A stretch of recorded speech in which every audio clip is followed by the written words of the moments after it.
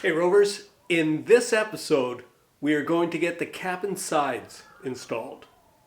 The Wave Rover 650, a design based on my single-handed ocean voyages.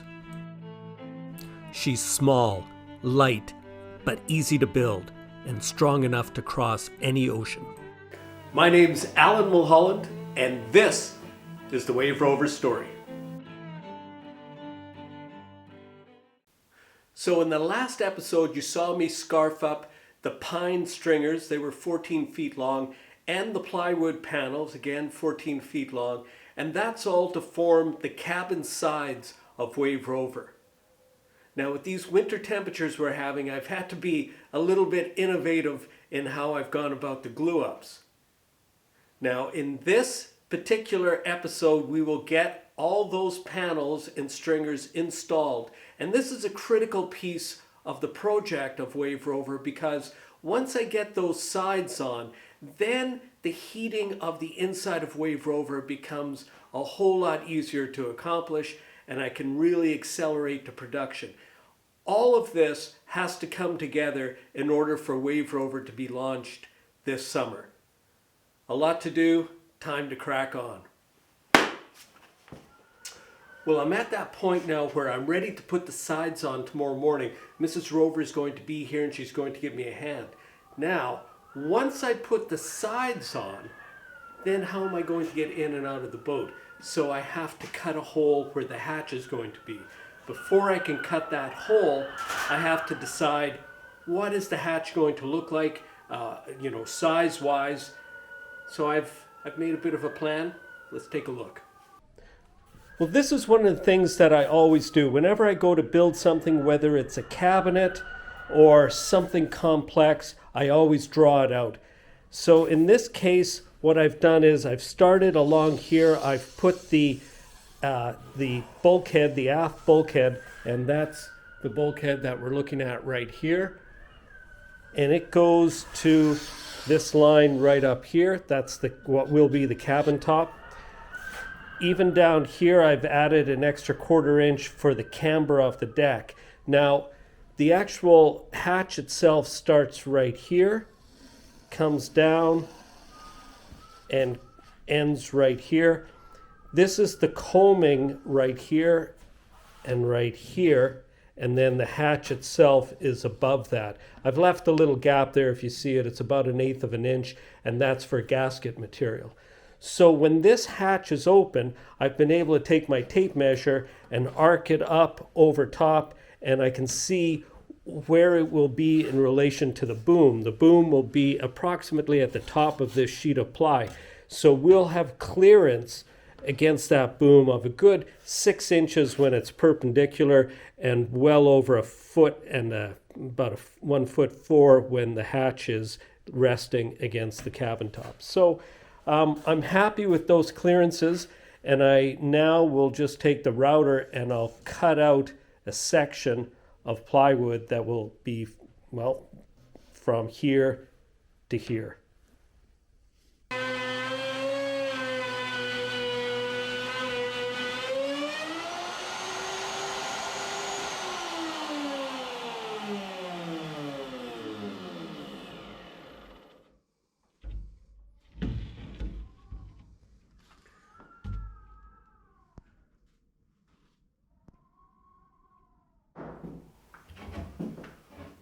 Well, I can already tell this is going to be a very comfortable hatch. You know, there's plenty of room coming in and out. Bear in mind, the hatch it's not actually this size. There will be a bit of slope, but of course there'll also be a certain section cut out of here. So all in all, very comfortable. I'm about, I would say about 4 feet, maybe a little less, to the pintles and gudgeons. So I'll be comfortably able to steer. I'll be much higher than what you see me right here. Well, maybe not much higher. I'll be about maybe 4 inches higher than I am right now if I'm standing on the floor. But that wouldn't happen anyway because there's going to be a ladder of some kind that I'd be coming up through this hatch in. All in all, very comfortable, possibly more comfortable than the original Wave Rover, and that's saying something.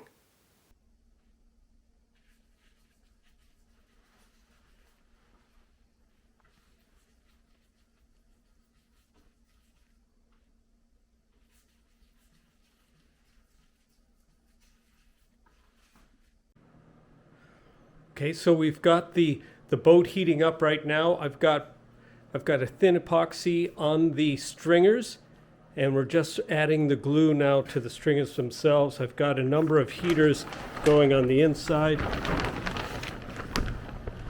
So you can see it's a pretty good temperature. We have about, I think it's 15 degrees in here, 15 degrees Celsius, but outside it's -3. And if you were to factor in the wind, it's quite a bit cooler. All right, time to crack on with the gluing.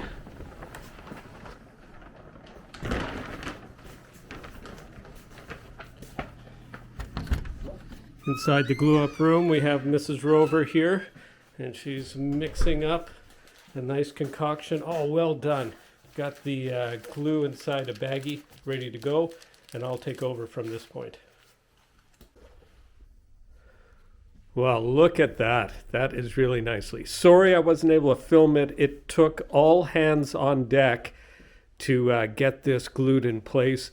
It was quite a thing, quite a challenge really, but with Mrs. Rover's help it worked out. Essentially what happened was this first little bit here was fairly easy to do, but as I worked it and clamped it, Mrs. Rover kept the one end up, and that allowed us to not push all the glue out.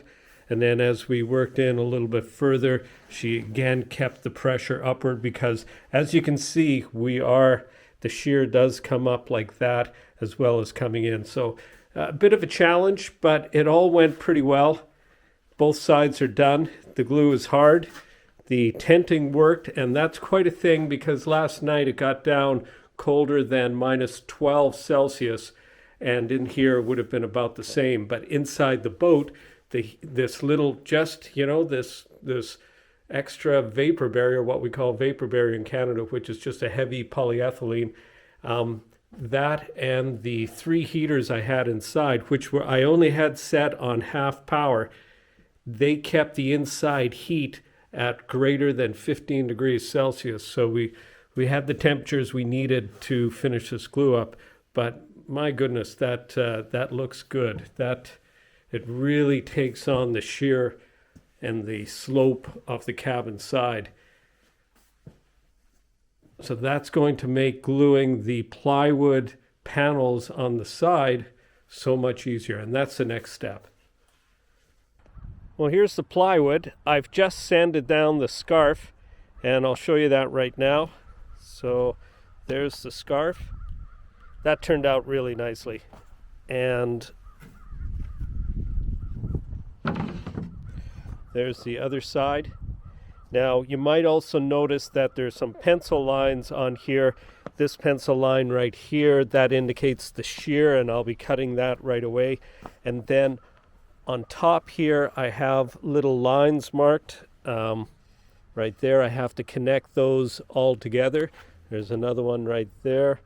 Once I do that, I'll have the top curve of the plywood sorted. Once I get that done, then we're in a good position to put it up and do a test fit. Well, that's the cabin side cut now. You can see it's got quite a curve here to the bottom, and that's to follow the shear. Now the top needs just a little bit of trimming, and I have to do a test fit. I just want to get that right before we glue it up.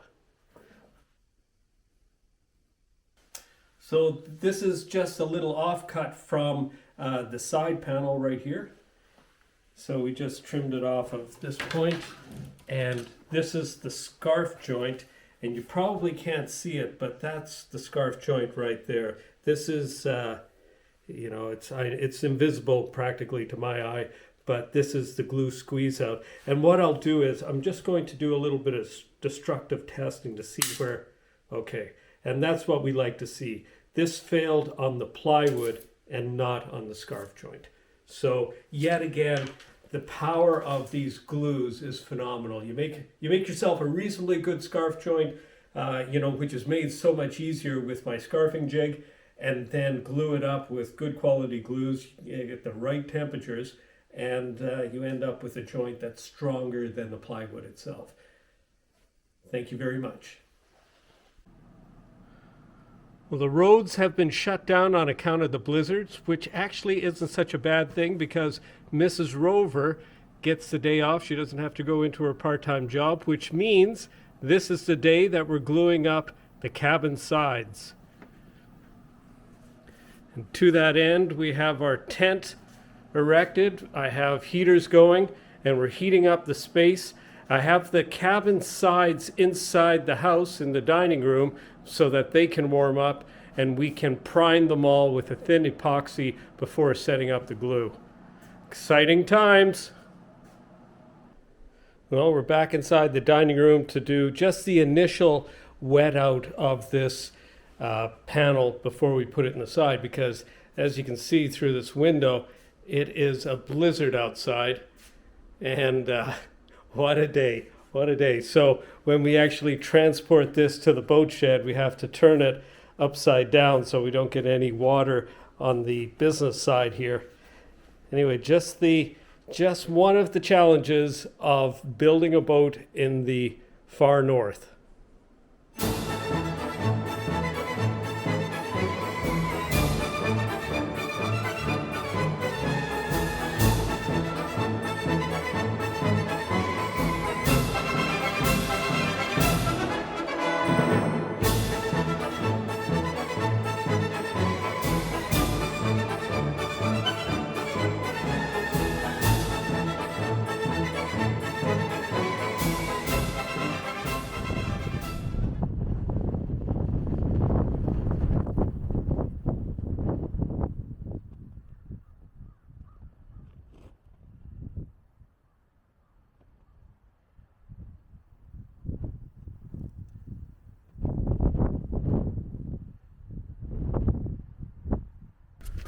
So let's see how Wave Rover made it through the blizzard.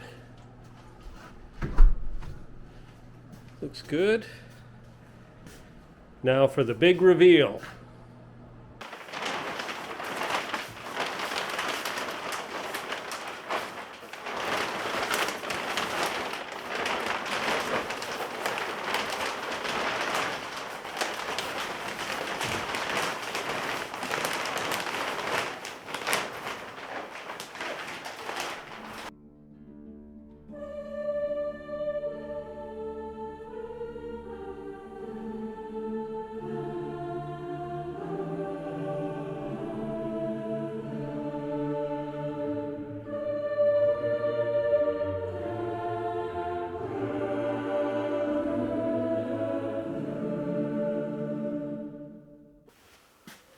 Well, that went really well, and it was probably one of the more challenging aspects of the entire project. I probably spent at least a day analyzing what to do, what angles, how to go about it, how am I going to be able to clamp the pine on, how am I going to be able to attach the ply to it. So after spending about a day analyzing, then I had to get into it. I had to scarf the pine stringers, and then I had to notch the bulkheads, bend it. But the challenge really was how to make that new piece of pine follow the same pattern as the shear stringer. So through clamps and just a few screws, I was able to accomplish that. Then the ply, when it went on, it was actually quite easy. It was, a lot of work, but it was easy. The cold weather worked with us and against us. It worked with us in the sense that it gave us a much longer working time with the epoxies. It worked against us in the sense that it was cold and nasty. In fact, as we did the put the ply on the side, you saw it. There was a blizzard, and it was the first major blizzard of the season here. It wasn't a gigantic blizzard by any sense, but it was big enough to shut down the entire province. And we had to bring the pine out of the house, the plywood out of the house and into the shop.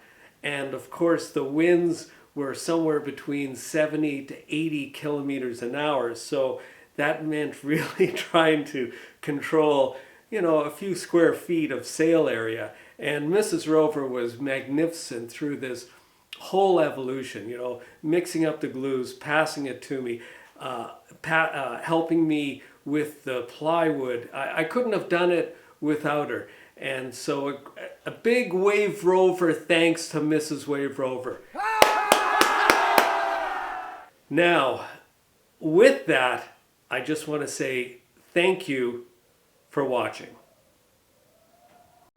I'd like to take a moment to honor the Wave Rover benefactors.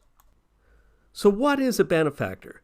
Well, these folks have made a contribution of $100 US or more to the project, and their names will be affixed to a bulkhead inside Wave Rover and will be traveling with me on our circumnavigation. Now, these donations truly are much appreciated. Well, the Wave Rover patrons, with their pledges of support, really do make the creation of these videos possible. Now, if you'd like to know more about Wave Rover's patron page and benefactors bulkhead, I have links to both those pages in the video description. Now, another way to help Wave Rover, and it doesn't cost you a dime, is by sharing our content on your social media. So now, as always, Rovers, thanks for watching.